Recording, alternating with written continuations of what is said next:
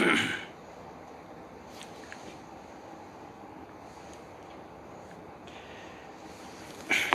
สงขาพี่น้อง ขนมเงินกูก็กูก้นขันเนาะมาสงขามาสงขาผมมีพี่น้องขนมเงินค่ะเมื่อในวันที่30เดือน2018ครับพบทบเขาจากกุมเมืองดี อยู่เมืองเชียงใหม่ตังหลังจองนะป่าเป้าเชียงใหม่เมืองไทยค่ะเนาะค่ะมาสงขามาอุบมาลัดต่อกันโดยหมายจากรัฐนะโดยหมายจากรัฐหมายจากรัฐเท่าในจ่องดีเนี่ยเนาะ หมายจากรัฐเท่าจ่องดีเนี่ยจ่องรถเพศเนี่ยจ่องมีเงินเนี่ยพอใครถามตัวเนี่ยก็ถามมากขนาดเต็มขึ้นมากครับ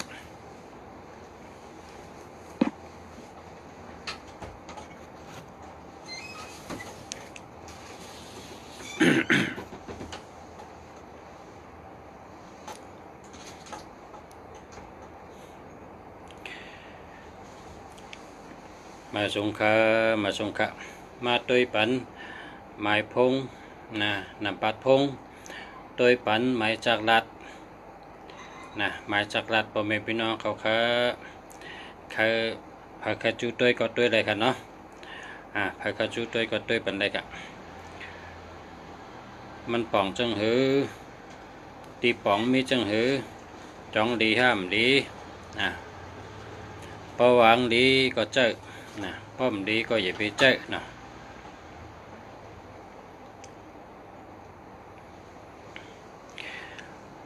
เมื่อไหร่มีพี่น้องมาลัดอันเฮ็ดไพ่เหมือนค่ะมีพี่น้องมาลัดอันเฮ็ดไพ่เหมือมีคนมาลัดเนี่ยลุงเสียเขาโจมเตะโจมบะนะจงว่ามันหมันเตะหมันว่าเขาว่าไพ่เนี่ยนะหมันเตะหมันว่าครับมีสละมังเจ้าเนี่ยมังก็เนี่ยเป็นชื่อกะช่องจุ่มตัดจุ่มไว้ในเพิ่นคู่ตัดจุ่มจำเอาตั้มเนื้อโตให้ตัวเนี่ยเขาขึ้นโทรมาลาดคาเมื่อไหร่ก็ขาดคู่กันเมื่อไหร่มังก็เนี่ยนะไล่เงินเป็นนะ2-3 ล้านค่ะเขาว่านะ2-3 ล้านเขาลาดว่าสวนคาติเกียงดาวคาก็ซื้อล้านไปสวนคาเนี่ยนะ กาซ้ำซื้อกาเนี่ยก็ล้านไปอย่างไงเอาเนี่ยว่าซื้อกาก็ล้านไปซื้อสวนก็ล้านไปนะแล้วก็เขามาซื้อตีเกียงใหม่ทำตีเกียงใหม่เนี่ยเขามาซื้อ2 ล้านไปนะครับมันหมันนะเนี่ยว่าเขาจะว่าหมันนะพายตรงเสียได้ก้นอันเอากัดด้วยเฮ็ดสละนั่นเปตังก็คอมหมอดอกมหาปุกแต่งก็คอมหมอค่ะคอมหมอเวลาเขามีลองหยุ่มย้ำเฮียก็กัดด้วยลงก็ให้นั้นติ๊กคนไทยมาจูด้วยเขาก็ไว้พระราเหไว้เพิ่นคู่เหอติกฐานให้ด้วยปัญจนันติ๊กนะครับว่ามาพี่น้องไต้มาพี่น้องไทยมาพี่น้องร้อยนะพี่น้องอีกก็มูเชอร์พี่น้องย่างใจไหนเป็นมาจุดด้วยมุสลิมเขาใจนั้นเป็นมาจุดด้วย มีกูเจ้าเครือเป็นว่าด้วยเนี่ยว่าเป็นมาดัดเป็นว่าลุงเสียมันมีกูเมียวนะป้อเขาขาดในมีนะพอตั้งตัวเขาจะมีกาลาตั้งวันร้อยจะมีเป็นคนพี่น้องคนร้อยพี่น้องย่างพี่น้องแมวพี่น้องมงพี่น้องอีกก็มูเชอร์พี่น้องดีชอนะเป็นก็มาตัวอยู่นะครับพี่น้องไทยก็เป็นตัวพี่น้องเป็นตัวกูก็พายลุงเสียเนี่ยมาเนอลุงเสียเนี่ยว่าโจมาลุงเสียเฮ็ดออกมาแทงก็เฮาคาก็ซื้อมาให้เฮาคาก็เลยกินได้หรือจ้ามันเฮาคาเอาในเฮ็ดนักการเฮาคาตึงไว้แต่เสียค่าในลุงเสียว่าจะนั้นลุงเสียก็โจมเตะโจมบะเนาะ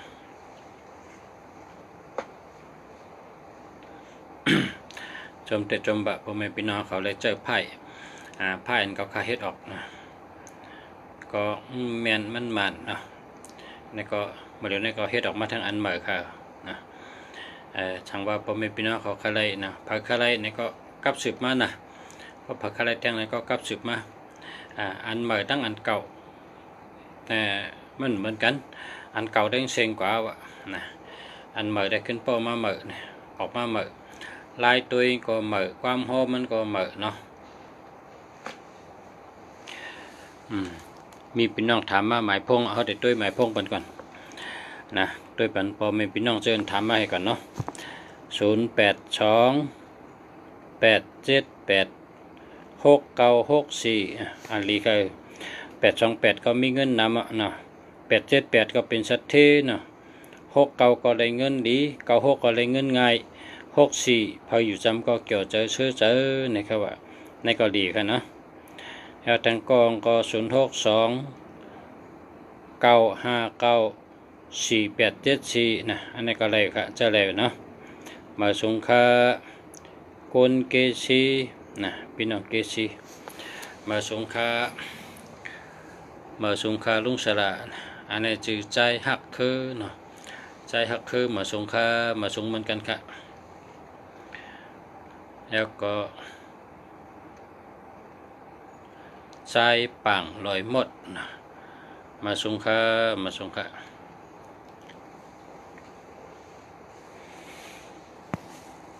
นางหยอดมาสงสายน้ำผลมาสงนะ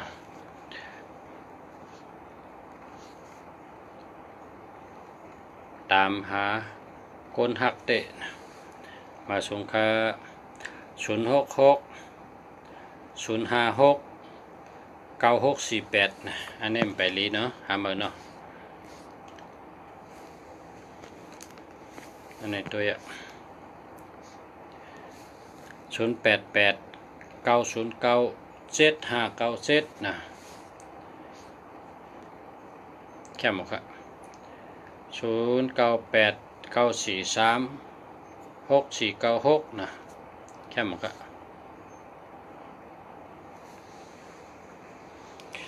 ใครเลยตัวนับอยู่ลีเนี่ยวะให้อยู่ลีกินวันนะครับเนาะ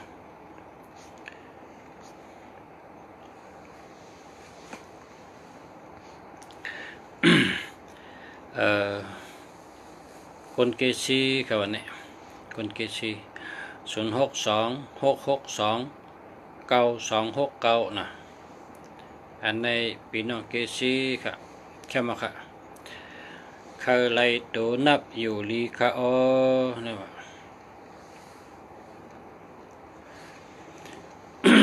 ตัวนับอยู่ลีใน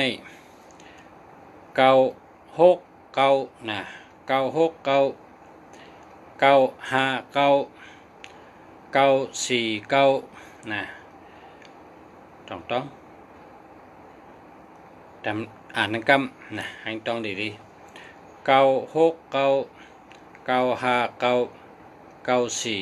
เนาะต้องดี9599699494664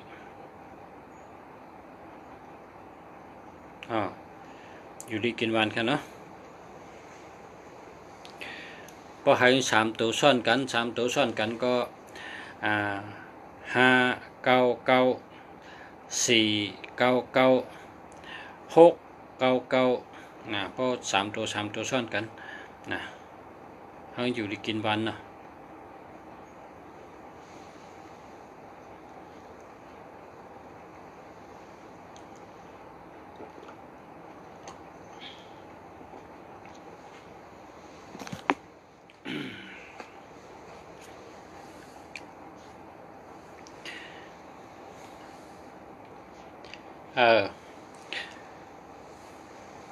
094187986อันนี้มันดีเอา8เลยนะมันมี18นะ18นั่นมันดี0889097597เจอละเจอเนี่ยนะ909เนี่ยเจออะไรนะ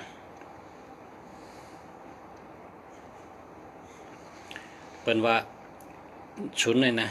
05ตั้ง09เนี่ยตอเตปอกว่าจ้องเนี่ยว่าตอเตปอกว่าจ้องเนี่ยปะถามว่าจ้องดีฮะในที่มันดีนะใกล้กับตอเตนอนเนี่ยปอกว่าจ้องเนี่ยว่า05ตั้ง09เนี่ยนะตอเตนอนเนี่ยปอกว่าจ้องปอกว่าจ้องเหมือนเจ้านั่นกะเนาะปะถามว่าจ้องดีฮะในที่มันดีจ้องติดจ้าฮะในก็มันจ้าใกล้กับปะถามว่าเจ้าฮะลุงเสียเนี่ยก็ตอเตนอนเนี่ยปอกว่าจ้องตอเตนอนเนี่ยปอกว่าจ้อง0654869164นะทำลุงเสียนี่ก็เร็วก็แล้วนะทำลุงจักก็เร็วก็แล้วอย่าไปกระทำตีงนะเพราะสุกระทำหลายตีหลายตั้งชุกซักเจอนะชุกซักเจอทำหลายตีหลายตั้งกรรมมาในเป็นว่าชาลาเมียตาเตนะชาลาเมียตาเตปองว่าชาลาในประมันนำนะในก็กวนจูก็ตายนะแห้งแรงตายเนี่ยมันแต่หนึ่งทำหนึ่งก็ว่า1 มิ้ว1ก็ว่า1 มิ้วนะพอกระทำชาลาว่าให้สังสุวาผมแม่นกันนะชาลาซ้ำขึ้นรัดว่ามันเหมือนกัน84,000เฮงแก้มนะ84,000เฮงแก้มนะเป็นว่าจังนั้นชาลาเขาซ้ำตอบว่าจังนั้นให้สังสุโฮมเหมือนกันให้สังสุรัตเหมือนกันเพราะเป็นกับว่าจังนั้น ชาลาจังนั้นซ้ำตอบว่ามันเหมือนกันมันเป็น84,000เฮงแก้มนะแก้มเผอแก้มมันลายเผอลายมันนะแก้มเผอแก้มมันชาลาเผอชาลามันก็เพราะฉะนั้นเนี่ยด้วยเมียวเหลวนะด้วยเมียวเหลวด้วยก็เหลวและ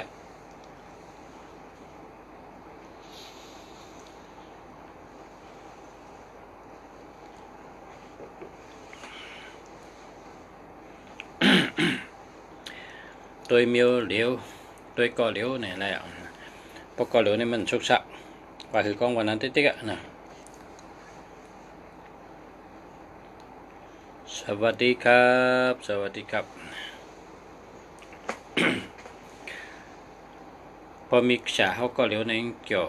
พอฉาเขามีก็เหลวกันนะว่าคือก็วันนั้นนะพอเขามีเมก็เหลวในเกี่ยวนะพอมี2-3ก้อนในทุกข้าเจอนะเกี่ยวมีเม2-3ก้อนในมันเกี่ยวนะเมเนี่ยพอมีก็เหลวในเกี่ยวฉลาก็พอมีไหลน้ำในมันดีพอมีฉลาก็เหลวในดีได้ถ่อมก็เหลวนะพอถ่อมน้ำในหัวไข่นะหัวไข่ฉลาเมียตาติเนี่ยเป็นวันนั้นฉลาน้ำก็ก้นลุกตายนั่นกองว่ามิ้วนะ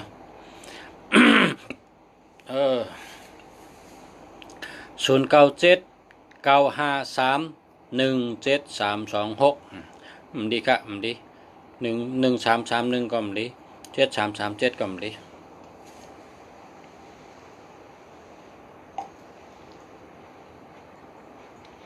กินน้ำเล็งคมครับน้ำเล็งคมครับ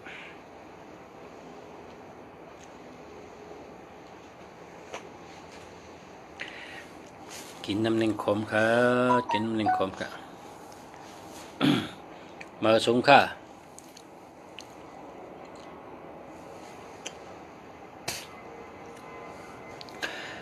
พอลุงเสียเต็มตอบสุเจ้าก็ลุงเสียก็ว่าจังไหนมาสูงค่ะอำดีค่ะแม่นะให้ไหนลุงเสียวัดน่ะเจ้าจังไหนเดียววะพอเต็มว่า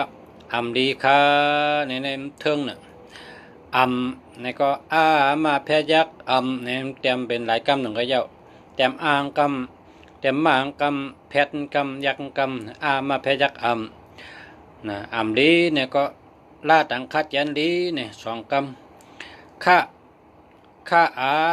ยักจำค่าดีค่าเนี่ยนานเย้านะเพราะว่าดีค่าในแต่กองเจียวเย้า หรืออะไรไว้เนาะ เอาอะไรไว้ลุงเสียเตรียมตอบสุเจ้าก็วันนั้นอเมริกามันจิกะมันเป็นค่าอเมริกาก็เขาหลู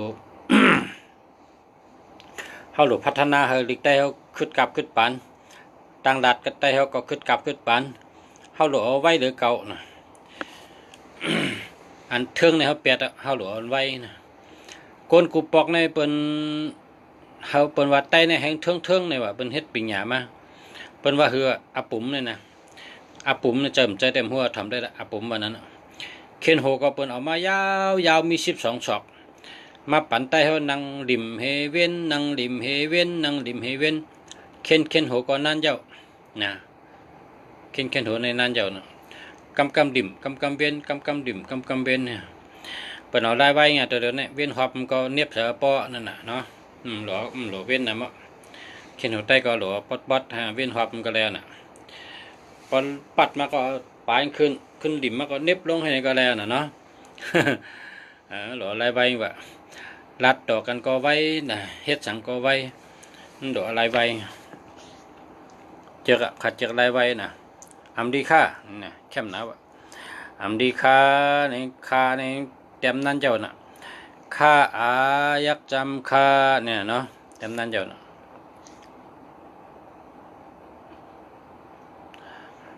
อยากได้เตียนโชคลาภเนาะอะไรค่ะเตียนโชคเตียนลาภมีค่ะ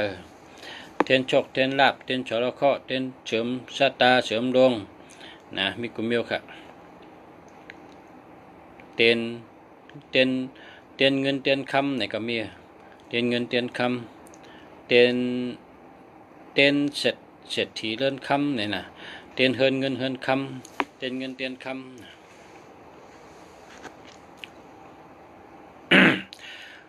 ด้วยทางหมายพงปัทางกองเนาะ097นะ7725993นะฮัลโหลเว้ยมันมี72ค่ะมี72นะ72นี่มันแคมค่ะ0946958891ได้ค่ะนี่แหละมาสูงค่ะ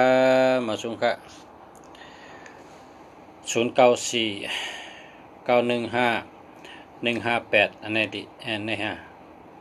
158เนาะ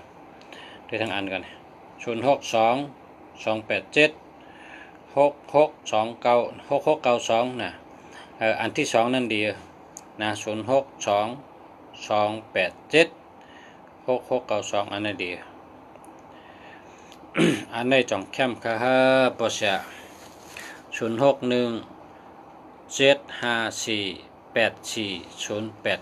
0617548408มันแคมเต้เนาะมันมี8408นี่มันดี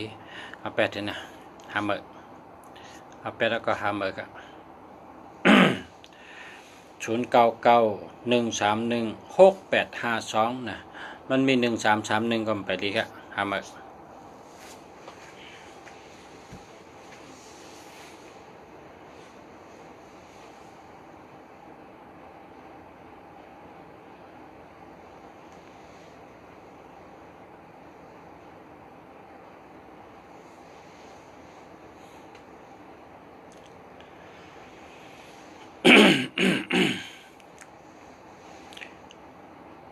มาสูงค่าใจแรงไตนะใจแรงไตจ่องมีเงินนำค่าเนี่ยเนาะ0922865366นะมีเงินนำค่า2882ก็มีเงินนำนะ7887นี่ก็มีเงินนำเนาะพอเพิ่งมีเงินก็นำปัดพงหมายพงหมายจักรลัดเขามี7887มี2882นะมีเงินนำนะ098794581617ต่อเตเจออะไรกันเนาะ0617548498นะอันใดๆมันมีเงินค่ะนะมีเงินหนึ่งป้ายตัวเขา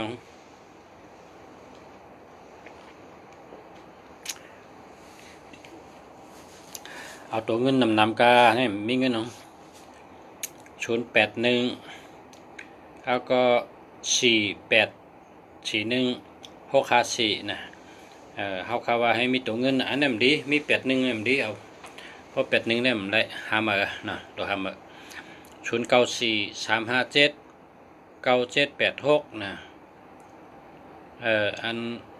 พอเขาแคมไหมหรือมีตัวเงินน่ะ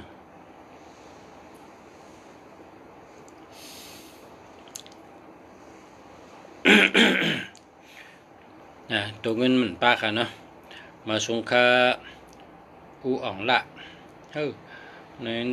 เตรียมจือมานะหมอเล็กได้เนาะแก้วนะ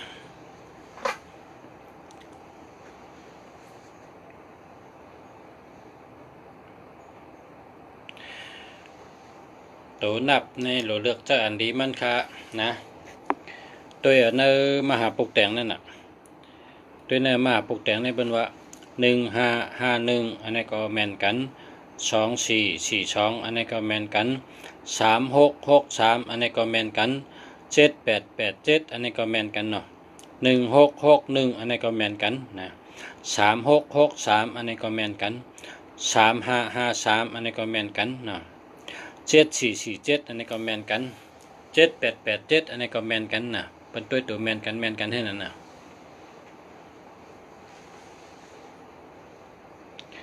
7887นะ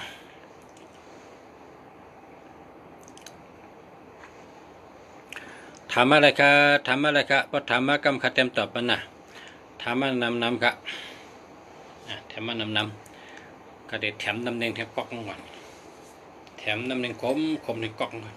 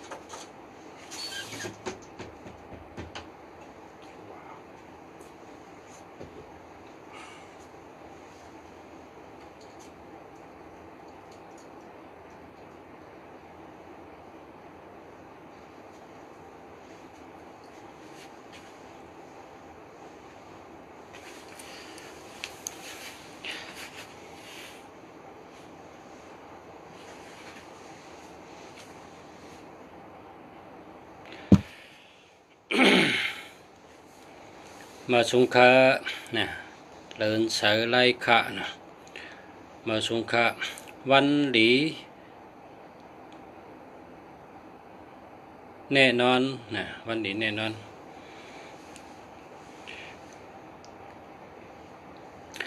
ลัดบันตูเงินอะไรคะเนาะลัดบันตูมีเงินอะไรนะ0890990956นะ094091ในเป็นละตัวเงามันเนาะ098เนี่ยใครได้ตัวมีเงินนำแบบ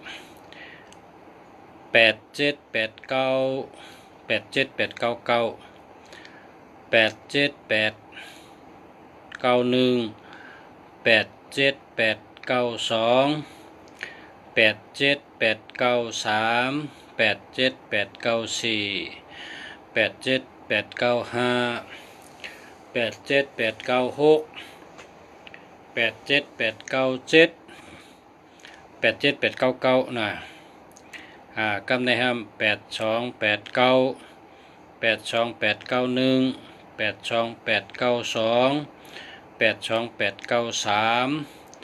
82893 82898 82896 82899กำในห้ามมาด้วยทางตัวเลขเงินอิดเงินออดกะเมื่อไกลได้เงินก่อนใหญ่เงินนำนะครับในเงินอิดเงินออดช่ำ463256464646455664466226นะ19912992นะพอเขามาเตยเงินพอเอาเงินหลายพอเขามีเงินหลายตัวมีเงินหลายนี่มันการนะครับมันการพอสุเจ้ามีหลายก้อนนะมีนำนะมีจะมีสุเจ้าก็เร็วก็มีนำนะครับมีหลายก้อน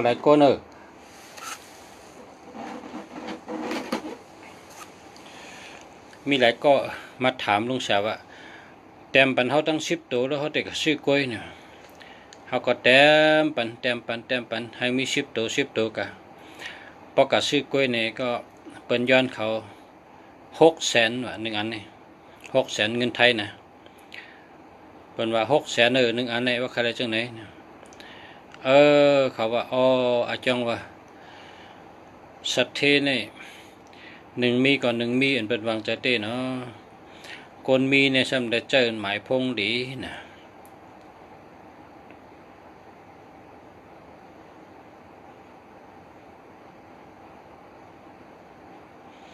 ก็เปิดว่า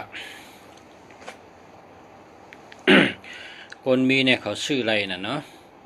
เขาซื้อไรเปิ้นว่า500,000ก็เขาซื้อไร600,000ก็เขาซื้อไรพอ1 มีก็ซ้ำ1 มีติ๊กนะพอคนที่มีเงินเนี่ยพอก็ถามพอเปิ้นว่า600,000เนี่ย650,000เนี่ยมันเชื่อมันออกมาแล้ว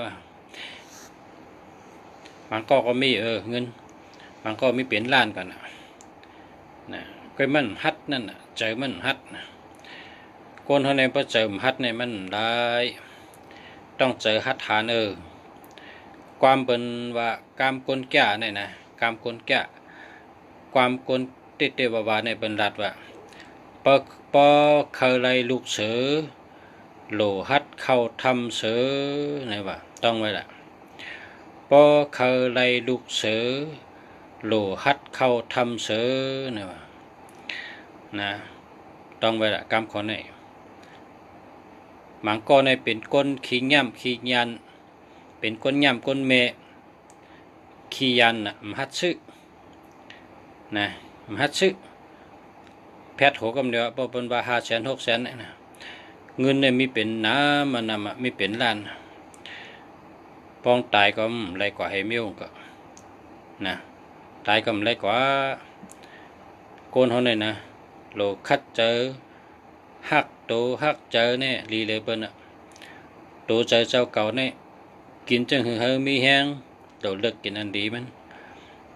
เอาเจอเลยมาใส่ตัวเฮาอยู่ดีกินหวานโตเอามาใส่เอาตัวนับจังหือมาใจเฮงเป็นสัตเทแต่มาใจเฮาไรเฮาก็หลุดซื้อกะอันนุชาหันก้นต่างเคอในล้านไปก็เป็นเชื่อนะล้านห้าในก็เป็นเชื่อหันเจ้าของห้องหล่อเล็กเซนเนี่ยนะ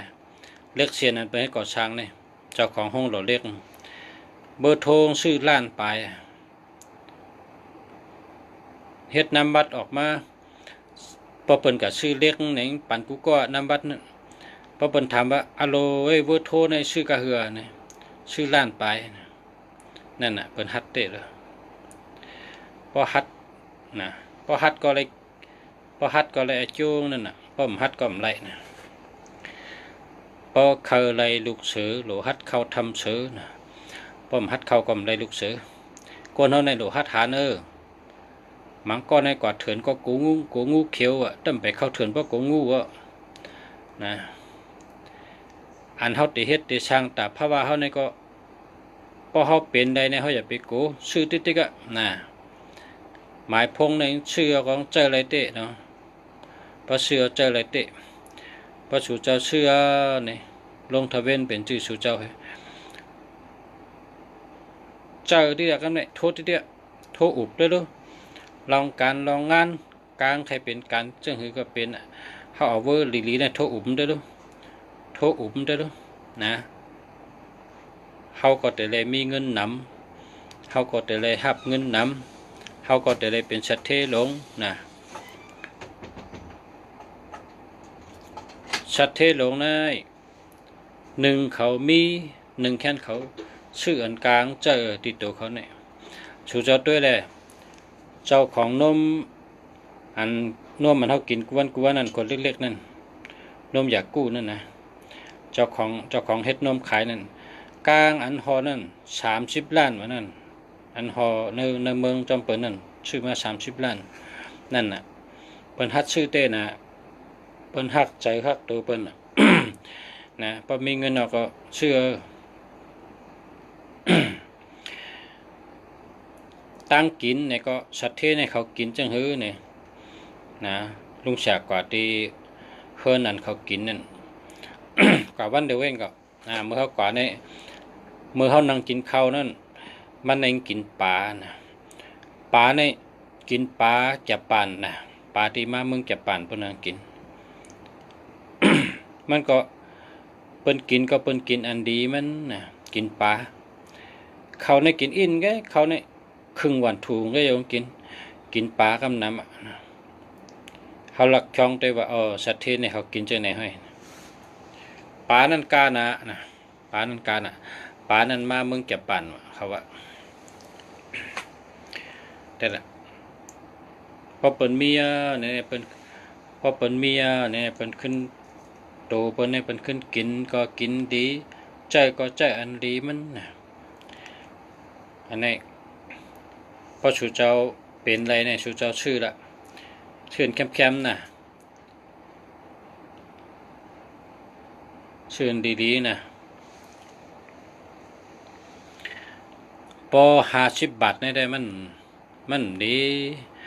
ของดีปอของป้อมดีนะ พอให้ดีในมันเหมือนเขากับชื่อกานั่นพอเขามีเงินนำเขาก็ชื่นแคมนะมันอยู่ที่แห่งเงินเท่านั้นนำปัดพงหมายจากลาดนี่ก็มันมีกาขันมันตั้งแต่2 เหง3 เหง6 เหง16,000นะ16,000 36,000 ยาวก็65,000นะยาวก็กว่าแสนปลายนะแสนปลายนะมันกว่าจังนั้น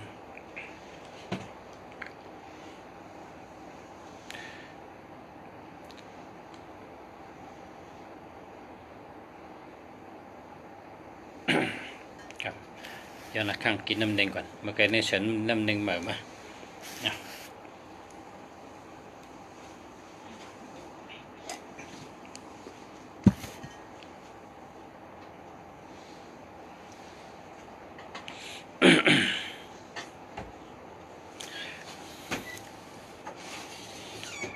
สองเข้มค่ะเนี่ยว่าพี่น้องในมาถามมันดีค่ะอันนี้เอาแปดเทมันดีค่ะมันดีนะพอลุงเสียว่ามันดีเนี่ยก็มันตื่นดีอ่ะลุงเสียอามาขำกำลาดลุงเสียเนี่ยชูเจ้าเต็มให้ชูกัดถามเต็มฉลาดก็เลยในเมืองไทยเนี่ยก็เป็นฉลาดตั้งสิ่งเต็มนะอันชูถามลุงเสียเนี่ยเขาถามลุงเสียเมืองดีมันว่ามันดีว่าแต่ตัวหน้าพ่อเนยหมายพงเขาเนี่ยมันว่ามันดีว่าเนี่ยมันก็เหมือนกันคือฉลาดเนี่ยฉลาดอันว่านั้นเป็นคนที่เห็นหูมานะเห็นหูแล้วมีตังหูแล้วป่องใจแล้วแรงใจแล้ว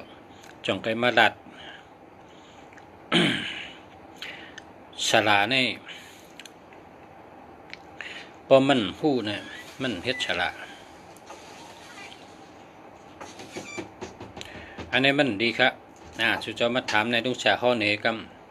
062-656-1357นะมันดีครับเอาแปดเห็นนะมันดีครับเพราะชูเจ้าเจออันดีมันนะเจออันดีมันชูเจ้าก็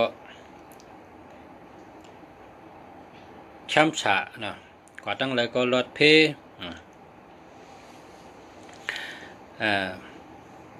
พอชูเจ้าเจอหมายพงนำปัดพงหมายจากรัดมี499-599-899-998-989เจ้าเนี่ยกว่าตั้งเลยก็ลดเพนะมันมีเพหังวะนะมันมีเพนำทมว่าลอยปังเสือว่ากาปินรถปินว่าต้นไม้ร่มเสือว่านะมันมีครับมันมีเพในมันมีประจุเจออันดีมันนะก็เพราะฉะนั้นได้อย่าไปอยู่เจริญจระอย่าไปอยู่เมากินมังนะเพราะเขาอยู่เมากินมังเพราะเขาอยู่เจริญจระเขาได้เป็นคาเป็นหลายจัดนะปานปองก็เป็นคาเปิ้นปานลุกก็เป็นคาเปิ้นให้ไหนเพราะเขาอยู่เจริญจระเพราะเขาหาตั้งหูเสยตัวเขาเพราะเขามีปัญญาเขาเนี่ยปานเขาในทุกขะก้อยกาเพราะปานลูกล่างเขามาเนี่ยคำทุกข้าวค่ะนะก็เพราะฉะนั้นได้ปัญญาตั้งหูตัวเลยหาปัญญาตั้งหูในตัวเลยหาเตะนะป้อมมีอายุก็อย่าไปลัดนะป้อมมีอายุก็อย่าไปลัดพอลาดเอาเนี่ยมีอายุไผ่เปิ้นมีอายุไผ่เฮาเจนจ้าด้วยเหตุก่อนจองไกลัดอย่าไปว่าใครลัดหลายๆก็พอลัดก็เอาแต่ตื้อเจอเปิ้นเปิ้นติเจ็บใจเปิ้นติเจอเรียกเปิ้นติอ่ำเคยงินเฮาหลบวนได้เรื่อยๆเบอร์มีเงินเบอร์กะหือค่านะลุงศักดิ์ก็ลัดมาไกลเบอร์มีเงินเนี่ยนะอยู่ที่ชูเจ้าเป้ไรเนี่ยนะมันมีกาขันมันใน2 เหง 3 เหง 6 เหง 16,000 36,000 แล้วก็แสนปลายจังนั้นอันเฮาได้เป้ได้ก็ฮือเนี่ยก็มันอยู่ที่แห้งเฮาเฮาฮู้ดีเลยเปิ้นว่าเฮาเป้ได้ก็ฮือเนาะเฮาเป้ได้หมอกกลางก็ฮือตอนตาตัวเฮาเตลีตอนตาตัวเฮานาเฮิรนเฮานะตอนตาเฮาเตลีนี่มีแต่เฮาก็อย่าเฮ็ดไรนะเปิ้นเฮ็ดบันเฮาไรหรอกเปิ้นเฮ็ดบันเฮาไรก็ค่ะลุงสามาลาดบันชูเจ้านี่ก็ป้อชูเจ้าอ่ำเฮ็ดจอมเนี่ยชูเจ้าก็ไม่ได้จามพ่อนดีจังก็เปิดชูเจ้าอ่ำเฮ็ดจอมนะยินก็ยินหลายๆแก่กะป้อชูเจ้าเฮ็ดจอมมันชูเจ้าตึ้นได้พ่อนดีมันเหมือนก้นกัดถ่อมตาลานั่นน่ะกัดถ่อมตาลาตีจ้องเหมือนเจ้านั่นป้อเขากัดถ่อมป้อเขาถ่อมยาวเนี่ยป้อเขาหู้ที่ป่องมันยาวเขาก็แก้งจอมกำจอมหนังกำพระราเป็นเจ้าห่อมาเจ้าเสียเขาขึ้นห่อในเฮาว่าแต่ได้มีศีล5ศีล5เส้นได้นะตะกะเขาศีลข้อที่1เต็มได้ตัวเต็มแล้วตัวใจเปิ้นตายนะศีลข้อที่1ได้เต็มแล้วตัวใจเปิ้นตายศีลข้อที่2เต็มได้ลักเอาของหลายเปิ้นนะจังนั้นจ้าตั้ง5ข้อในบ่เฮากำได้แก้งได้บ่นี่เฮาก็ยินมาเฮาแก้งได้กำได้เฮาก็ได้ตั้งดีเฮาก็อยู่ดีกินหวานเฮาก็มีกรรมมีหมุนเฮาก็เฮ็ดดอกก่อมานเฮ็ดการจังขึ้นเยอะมาสูงเพราะเฮามีศีล5มันก็เหมือนกันเพราะเฮาได้ยินเฮาเฮ็ดจอมพอเฮาได้ยินเฮาเฮ็ดจอมพอเฮายินเฮาเฮ็ดจอมนี่ก็ยินหลายมันได้จำเจ๊จิมชังมันเหมือนหือว่ามันเหมือนวอกกักอันอยู่ในหม้อพักเป็นวอกกักในเปิ้นเอาไม่เฮ็ดไว้นอกพักกูวันพักมักเคยชมก็เปิ้นเอานอกมักเคยมักพิษเปิ้นเอานอกโหเนื้อหม้อพักกูวันก็เปิงเป็นไม่ปอดแกมันได้จำที่จิมช้างมันฮู้ว่าอันใดเผ็ดอันใดหวานมันฮู้ให้มิวอันฮู้อลาช้างซ้ำเป็นช้างเนี่ยเป็นลิ้นกลเนี่ยว่านะลิ้นกลพอเสิร์เกิดเจมก็ว่าเกิดเจมน่ะพอเสิร์มาพิษก็ว่ามาพิษเผ็ดน่ะพอเฮ็ดหวานก็ว่าหวานน่ะนั่นน่ะมันเหมือนกันน่ะเฮาขายกตัวอย่างในสุเจ้าอุปมาอุปมีเหมือนกันลาดนี่ตัวแตกเหมือนกันอันเฮาคาว่ามันดีเนี่ยสุเจ้าก็อย่าไปเจอเอาแปดก็ในก็เฮาขัดด้วยเป็นแทง0886736959นะอันนี้มันรู้ที่73เนี่ย73เนี่ยมันดีเอาแปดนะด้วยทางกล้อง0617697165นะอันก็ในก็มันมี76นะมันดี7667มันดีแล้วก็กดทางกล้อง0989745867นะก็ในใจแล้วนะใจแล้ว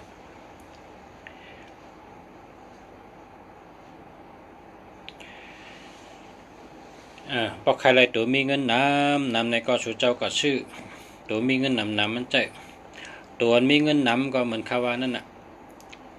8789นะ878998289899 82899 82895 87895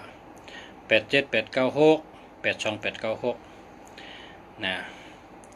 แล้วก็7887 2882 4224 6226 5665 4664 9669 3663 2662 1551 5445 5665 5995จ้ะนี่พระสุเจ้าใครมีเงินนำสุเจ้าก็เลือกชื่ออันดีมันแล้วมีเงินมันนะมันอยู่ที่เขาเลือกชื่อไงอย่าก็หมายพงในชื่อตัวใหญ่ๆนะชื่อตัว8น้ำ8998ให้มีน้ำนะ ยุคมาเดี๋ยวนี้นะกลับปันมาเดี๋ยวนี้เป็นยุค8ค่ะเป็นเขตตัว8ค่ะนะเป็นเขตตัว8ก็อันมีตัว8นั่นน่ะเป็นคนมีเงิน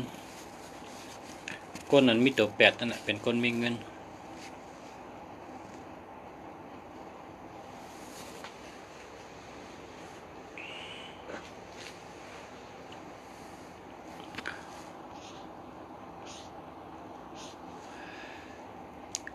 0633749581อันนี้มันดี3773ก็มันดี8118ก็มันดีนะเอา8ให้นะแล้วก็0993415595นะอันนี้ดีข่าวเนาะเจอแล้ว